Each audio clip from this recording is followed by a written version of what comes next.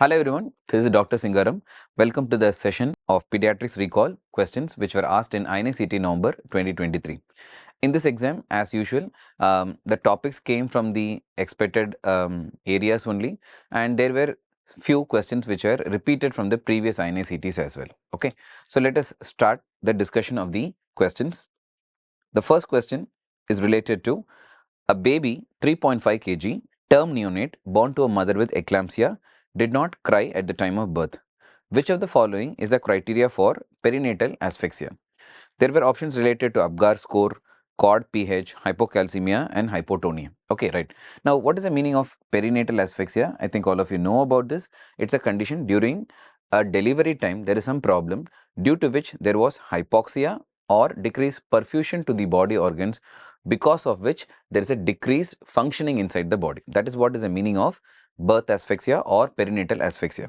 This is the American Academy of Pediatrics essential criteria for perinatal asphyxia, from where the question has been framed. Okay, there are few things which has been taken into consideration. Number one is prolonged acidosis on umbilical arterial blood sample. Acidosis defined by pH of less than 7. That is the first thing which you should remember.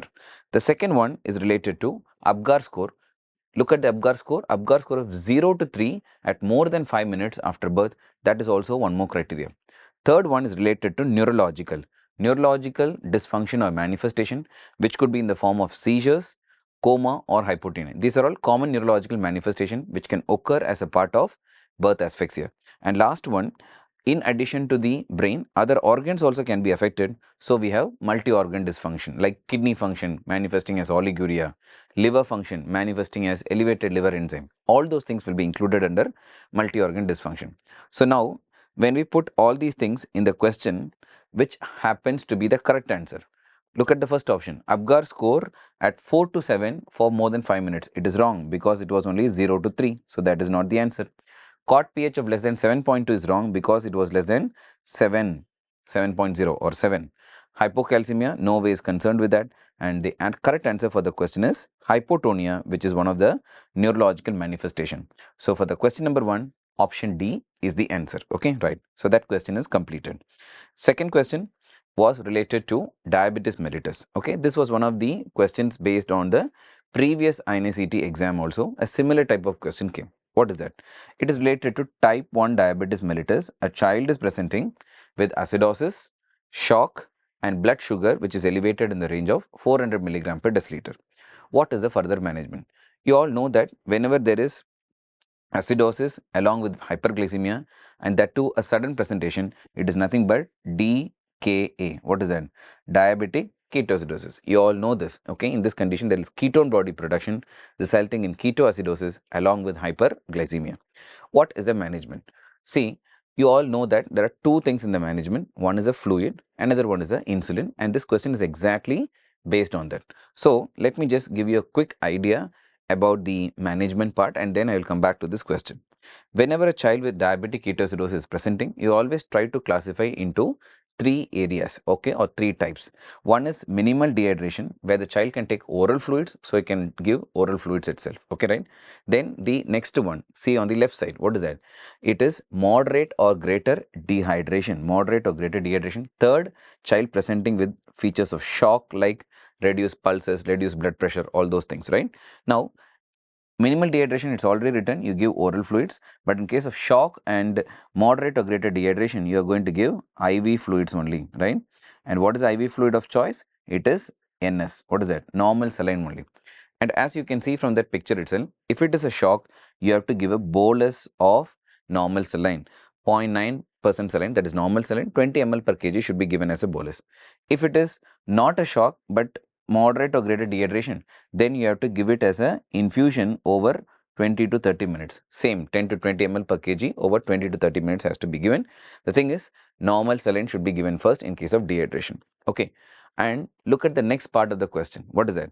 Once the fluid is given, you can give IV insulin infusion starting 1 hour after the IV fluids are initiated. This is the most important thing.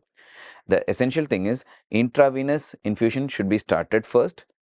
I'm talking about the normal saline, and after that 1 hour only insulin infusion should be started. Okay, now a question is very obvious. Why not start insulin along with the IV fluids itself? Why wait for 1 hour and then start? It is because observations have said that if you start insulin in the beginning itself, there is a possibility that cerebral edema can be precipitated or exaggerated, and we know that that is one of the most important complications occurring during treatment in case of DKA, which can be prevented by starting the insulin little late. That is the point I want you to remember. Okay, right. So when we come back to this question, what should be the ideal answer? You will start normal saline followed by insulin infusion after 1 hour. So option C will be the best answer for this particular question. Okay, right. So option C is the answer for this question. Now, I want to focus on few points about insulin therapy in case of diabetic ketoacidosis. First thing is subcutaneous insulin versus insulin infusion. Now, again, I will take you back to that algorithm. When a subcutaneous insulin started, it is only for minimal dehydration, subcutaneous insulin started. If it is shock or moderate or greater dehydration, what is started? IV insulin infusion only is started. In our question, it was clearly mentioned shock is present. So that is why I was preferring IV insulin infusion. Okay, right? So that first point about insulin therapy is clarified. Second is, previously there were ideas that while you are giving intravenous insulin, you were giving insulin boluses. But now there is no concept like that. There is no role of insulin bolus, and you should not immediately give it in the resuscitation phase. What is the meaning of that? Resuscitation means resuscitation with the IV fluids.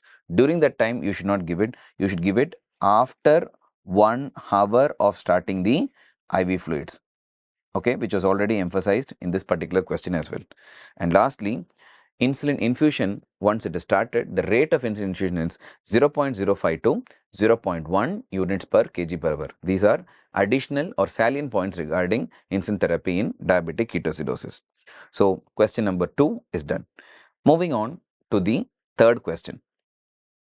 This was something related to observations in a child with Down syndrome. Which of the following is not associated with Down syndrome? Conductive hearing loss, short stature, hypothyroidism, and caudal regression. Okay, right? Let me give you a brief idea about the options and then I'll come back to the answer. See, there are so many comorbidities in Down syndrome. Okay, if I ask you like a general question, which is the most significant comorbidity or the most important comorbidity? It is that comorbidity which decreases the lifespan of a child with Down syndrome. What is that? Very good. It is heart defects only. Okay. Please remember, heart defects are noted in 40% of children with Down syndrome. And among those children with heart defects in Down syndrome, the most common heart defect happens to be endocardial cushion defect. Okay, endocardial cushion defect. Okay, so this is a general point I want you to remember. Now I am going to discuss about the points asked in the question itself. Okay. Conductive hearing loss definitely is present, and it is present in 40 to 60% of children with Down syndrome. So, it's relatively a common association. Okay. And not only that, these children also have increased risk of serous otitis media as well. Very important. Serous otitis media as well. And this is especially during their infancy. So, that is why guidelines say that in the first year, 2 times, that is once every 6 months, you have to do the hearing assessment, and after 1 year, annually you have to do the hearing assessment for a child with Down syndrome. Next is related to the thyroid dysfunction. Definitely it is noted in 13 to 54% of cases. Almost half of the cases can have thyroid dysfunction in the form of hypothyroidism. And please remember, in a small child, we are talking about congenital hypothyroidism, which can also be seen in Down syndrome. Not only that, in older children, acquired hypothyroidism is also noted. And I think all of you know about this. Acquired hypothyroidism is usually due to what? Autoimmune causes. So, always, when you are evaluating an older child with Down syndrome and hypothyroidism, your investigation should also include the testing for anti-thyroid antibodies. Okay, that also should be remembered. Okay, autoantibodies should be tested for. That's what I'm trying to tell you. Finally, will the Down syndrome affect the growth of the child? Definitely yes. It is given in the textbooks. OPGI textbook says it very clearly that linear growth is retarded. That means short stature is a definite comorbidity in Down syndrome. So now Coming to the options, conductive hearing loss is seen, short stature is noted, hypothyroidism is also noted. So the answer is obviously going to be caudal regression. Caudal regression is the lower part of the spine on the spinal cord is not developed properly, and that is a finding, almost like a specific finding, which is noted in which group of babies? Not Down syndrome, IDM. What is that? It is noted in infant of a diabetic mother. That is what you should remember. It is a most specific abnormality noted in infant of a diabetic mother. Okay, right? So that is no way related to Down syndrome, and hence it will be the answer for this particular question. That was the third question in this exam. Moving on to the fourth question. It is a very straightforward question also. I'll put it up. A 1-day-old term neonate presented with respiratory distress, tachypnea, that is fast breathing, low SpO2. Okay, all these tells you there is a significant respiratory distress in that baby. Along with that, there is scaphoid abdomen also. And I am sure that whenever a neonate is having respiratory distress with scaphoid abdomen, the diagnosis is very, very obvious. Most of you know about this. What is that? Yes, it is CDH or congenital diaphragmatic hernia. Okay, now the question is, which of the following cannot be used in the resuscitation? Okay, you all know the steps of neonate resuscitation.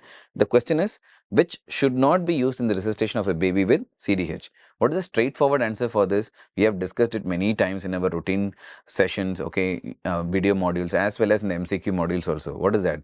It is bag and mask ventilation should not be used. In fact, bag and mask ventilation, BMV, is an absolute contraindication in cases of congenital diaphragmatic hernia. You all know about it, so that will be the answer for this question.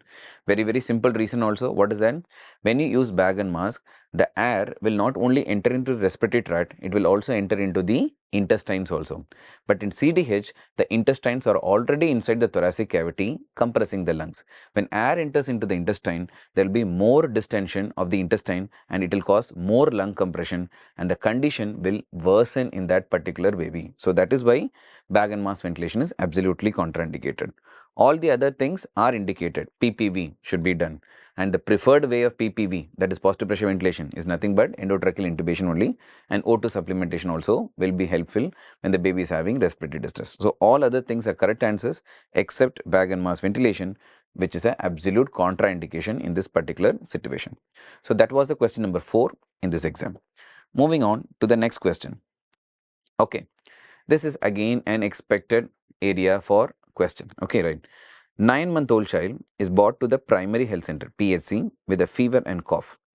She is feeding well and has normal urine output. On examination, the respiratory rate is 48 breaths per minute and no chest indrawing is noted. What is the next step in the management? Look at the options, explain the danger sign, no pneumonia, start IV ceftriaxone, refer the child as having severe pneumonia. From the options like no pneumonia, severe pneumonia itself, you could have got the clue that what type of question are they asking about. It is management of pneumonia only, but as per IMNCI guidelines. Okay, right. That is how you are going to derive the answer from. Okay, right. What is IMNCI? Integrated Management of Neonatal and Childhood Illness. It is one of the most expected area for question in pediatrics. Okay, right. This has been asked in this exam also. Okay. So what does IMNCI guideline tell you with relation to pneumonia cases? It tries to classify as usual into 3 categories. No pneumonia is there, pneumonia is there, and of course the third category is severe pneumonia, which is the pink color. Okay, right. Now let's quickly look at the no pneumonia. No pneumonia means something like URI only, where there's only fever, cough or cold. That's all. There is no other problem in that child. For this child, how are you going to treat it? You're going to send the child home with only paracetamol. That's all. And tell the mother, if at all any danger signs occur, you have to again take the child back to the hospital, right? That is what we are going to do. That is for no pneumonia, which is by green color. Pneumonia means child, in addition to fever, cough or cold, is also having fast breathing and or chest indrawing. And I think all of you know about this. How do we define fast breathing? It's based on the age of the child. Less than 2-month-old child, respiratory rate of more than 60 per minute is called fast breathing. 2 to 12 months, more than 50 per minute is called fast breathing. And after 12 months, more than 40 per minute is called fast breathing. Okay, right? This is the criteria for fast breathing, and if fast breathing is present or chest retraction present, it comes under the pneumonia classification only as per the latest guidelines. Okay, right? But one more thing to be noted is, in pneumonia, if you want to classify, the SpO2 should be documented and it should be in the normal range. That is something which they have added in the latest guidelines. Okay, right? So SpO2 normal only will be categorized as pneumonia. Here again, where is the management? You can see on the other side, home management. Only thing is we have to add oral antibiotics like what? Amoxicillin should be given. Okay, that is for pneumonia cases. Okay, right. What is the last one? Last one is severe pneumonia. Severe pneumonia means a child who's having documented low SpO2 or hypoxia, right? It is the opposite of the previous one, right? Documented hypoxia, or child is having any of the danger signs, that is also called severe pneumonia. And what are the general danger signs? These include letharginess, child not feeding or not drinking, convulsions, cyanosis, all these are the danger signs. Okay, any of that is present also, it's called severe pneumonia. And all of you know about this. If it is severe pneumonia, can I manage a child in the PHC? Not at all. I should immediately refer the child or urgently refer the child to a higher level hospital or a tertiary care hospital. That is what should be done for severe pneumonia, right? Now let's go back to the question and try to put all these things. Okay, right? Child definitely has some respiratory infection, fever, cough and all is present. Next, you focus on the respiratory rate. It is 48 per minute and the age of the child is 9 months only. Okay, 9 months means 2 to 12 months. What is called fast breathing? I told you, in 2 to 12 months, more than 50 per minute only is called fast breathing. So here, the respiratory rate of 48 is normal. It is not fast breathing. That's what I'm trying to tell you. And there are no chest retractions. So obviously, this doesn't even qualify for pneumonia itself. So definitely there is no question of severe pneumonia also, right? So this option is out. I don't want to give a IV ceftriaxone also because that will be for more of severe cases only. So that is also out. Okay, so you look at the option A and B. What is that? B option is no pneumonia, which is in fact what is the problem in this particular child. Okay, but look at what is given by the side. What is that? Give amoxiclav, that is amoxicillin clavulanic acid. Will I give that for no pneumonia? No. Amoxicillin is only recommended for pneumonia cases, not for no pneumonia cases. So that itself will make this as a wrong option to choose. So the correct answer is explain the danger signs and send the child home. That's all. So it is no pneumonia, home management only. Only thing you can tell the parent is if at all there are danger signs, you again have to take the child back to the PHC. That's all. Okay. So the correct answer for this particular question is option A. Explain the signs and send the child home. Okay. So that was about the question on pneumonia in this INI-CET. Moving on to the next question. Which of the following is correct about congenital CMV? Okay, one of the questions about torch infection, right? And congenital CMV, please note it, so many times in the recent INI-CET exams has been asked. Okay, right? So you should know very thoroughly about the congenital CMV topic. Let us look at the options one by one. Option A, 40 to 50% cases are symptomatic at birth. Not at all.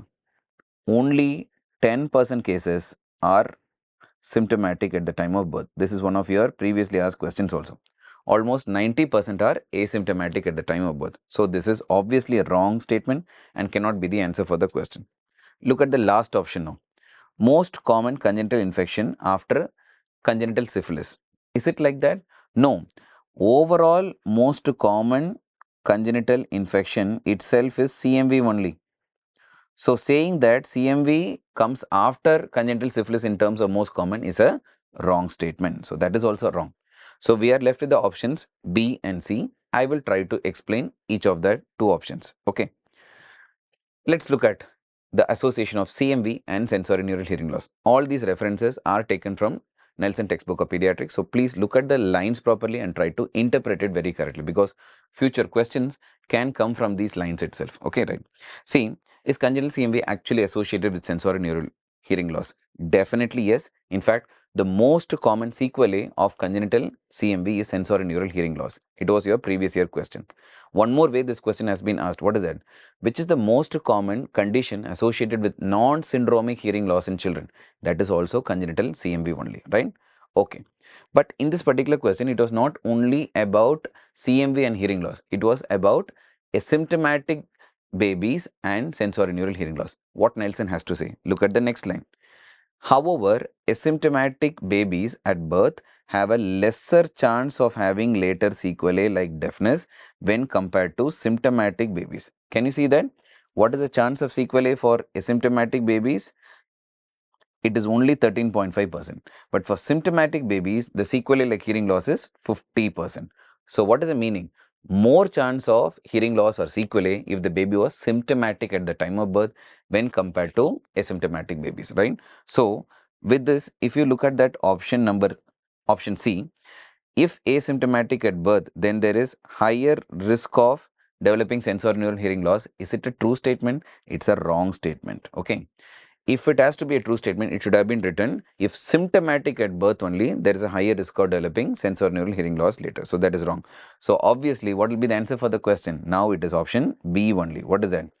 Optimum sample for PCR, which is a way by which we test for CMV infection, can be blood, urine or sample within 2 to 3 weeks after birth. That's a correct statement. Of course, we have to make the diagnosis as early as possible within the first few weeks itself after birth. Why? If you delay it for many weeks after birth, then you will not be able to differentiate whether it was a congenital CMV infection or it was a postnatal CMV infection. So that is why this is the answer for the question. Okay. And I also want you to remember few things regarding the congenital CMV diagnosis. Again, these are lines taken from Nelson textbook of Pediatrics. So observe them very clearly. Diagnosis of CMV infection requires recovery of the virus or the viral nucleic acid within the first 2 to 3 weeks. Okay, right? That is okay. Then what do we do? Of course, we have to take the samples. The samples could include urine, saliva or the blood.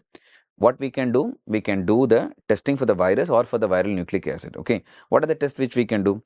We can do a viral culture.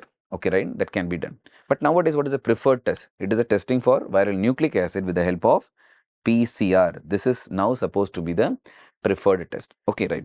Now, if you look at the samples I've told you, urine, saliva and blood can be used. But out of these, which is the best sample?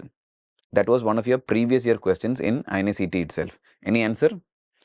Okay, look at this line, it will be very clear. Identification of an infected infant is by screening the saliva. Okay, so remember this, saliva is only for screening purpose. What is the second thing? Confirmation is by assaying the urine for presence of cytomegalovirus infection. This is very, very important. So, screening saliva, you remember S for S. Screening sample is saliva sample, but for confirmation or the best sample, it's always going to be the urine sample. That is what I want you to make a note of. All these are essential points which have been previously asked as question, and in future also you can expect questions. So that's why I was putting up all these lines from Nelson textbook.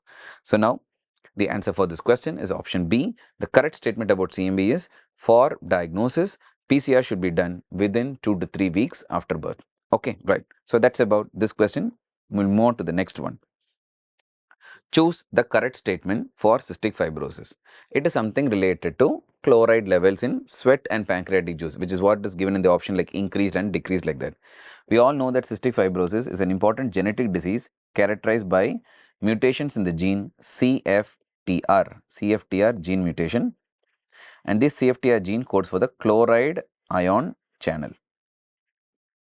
Okay, now for discussing this question, I am going to take up the role of the CFTR, the chloride ion channel, in pancreas, and one more is in the sweat. Okay. Now, the normal role, first I will write the normal role. Normal role of normal role of the CFTR in pancreas is to secrete the chloride ion into the pancreatic juice. That means it will secrete chloride into the secretions, that is pancreatic juice or the pancreatic secretion. So now tell me what will happen in cystic fibrosis. Very simple. This is not going to happen. So the pancreatic secretion will have high chloride or low chloride. Very simple. Decreased or low chloride will be present in the pancreatic secretions. Okay. Yes, I'll write it fully. Low chloride in the pancreatic secretions. Very simple. Now, the role of CFTR on the other side, that is sweat, is slightly different. What is that? In the sweat, normally CFTR will help in the absorption of chloride from the sweat. Very important. Absorption of chloride from the sweat normally. Now what is going to happen? In cystic fibrosis, the CFTR becomes defective. So this absorption will not happen. So the sweat will have high levels of chloride. Very simple. High chloride in the sweat. So at the end of this discussion, two things are very clear. That is, pancreatic secretion will have low chloride and sweat will have high chloride. So 1 and 4 are correct. So which option I will choose? Option C will be the correct one. Increase chloride in the sweat and decrease chloride in the pancreatic juice. So option C will be the answer for this particular question. In fact, you should remember this increased chloride in the sweat can also be used for diagnosis. So let us just quickly recap what is the diagnostic criteria for cystic fibrosis. Can you see that? Two elevated sweat chloride values. Very important, not a single value, but two elevated sweat chloride values. What is the second one written? Identification of gene testing. What is that? CFTR gene testing. So CFTR gene mutation testing that can be done. Third is an abnormal nasal potential difference measurement. Okay, these are the three ways by which we can make a diagnosis of cystic fibrosis by testing. And out of this, which is the overall best test? It is very easy. What is that? Testing for CFTR mutation is the overall best test for diagnosis of cystic fibrosis. Okay, right? So these are some additional points which you should know, can be asked in the future exams as well. So that was about the question of cystic fibrosis. Then moving on to the next question. It was a straight question where you have to match the conditions with their mode of inheritance. On the left side, mode of inheritance is given, and the right side, the name of the conditions is given. It is a simple match type question only. Out of the different conditions given on the right side, which is autosomal recessive in inheritance? It is straightforward one, cystic fibrosis only, the previous topic. Okay, fine. Then, out of the other three, which has got autosomal dominant mode of inheritance? Myotonic dystrophy, Duchenne muscular dystrophy, or Leber's hereditary optic neuropathy? It is myotonic dystrophy only. Okay, right? That is the most commonly myotonic dystrophy has autosomal dominant mode of inheritance. Okay, right? That is the second one. Third one, X-linked recessive. Out of the remaining two options, which one is X-linked recessive? Obvious one, Duchenne muscular dystrophy, where boys will show the severe manifestation. So very straightforward. And the last one is the one which is left. What is that? Mitochondrial is for Leber's hereditary optic neuropathy, right? Okay. So obviously jumbled options were given like 1A, B, 2C, like that, or jumbled options were given. Which will be the correct answer for that question? Very simple. I have not given the option separately, but you can tell me what is that? 1B, 2C, 3D and 4A. Okay, this was given in one of the option and that would be the answer for this particular question. Okay, simple match the type of question. You are matching the inheritance with the examples of that mode of inheritance. That's all. Okay, right. Now coming to the final question, which in fact was based on one of the previous INI-CETs only. What is that? A 18-month-old child presented with a 3-day history of watery diarrhea and vomiting, presented along with that also has altered sensorium also. Okay, so this is diarrhea along with altered sensorium. So some neurological problem can be expected. Which of the following are differential diagnosis for this particular child? Okay, now some of the recall, they said that in addition to altered sensorium, seizures was also given in the options. Okay, right. So I will include that also. So now the question is, which of the following are differentials whenever a child with diarrhea is having some neurological manifestation like altered sensorium or seizures? You are having different things: severe dehydration, HUS, that is hemolytic uremic syndrome, cerebral venous thrombosis and hyponatremia. What are all possible? You have to put it together and tell the answer. Okay. Now before telling the answer, it is something like a differential possibilities for altered sensorium or seizures in a child with diarrhea. What are all the possibilities? Number one possibility could be due to an electrolyte abnormality in diarrhea. What is that? Hyponatremia or hypernatremia can cause seizures or altered sensorium. Second is, it is a part of decreased intake. Child can develop hypoglycemia, due to which also altered sensorium and seizures can be a manifestation. The next possibility for seizure in a child with diarrhea is related to any infection based due to which the child could have developed febrile seizure itself and results in a seizure. That is also possible. And the final possibility is due to diarrhea, child may have developed a severe dehydration and could have resulted in thrombosis of the cerebral veins. So what can develop? Cerebral venous thrombosis or sagittal sinus thrombosis can develop, and that can also result in seizures or altered sensorium in a child with diarrhea. These are the differential possibilities for a child with diarrhea and altered sensorium or seizure. So going back to that question, severe dehydration is possible, which can lead on to thrombosis. Cerebral venous thrombosis, of course, is a direct relation, and last one, hyponatremia, can also be possible.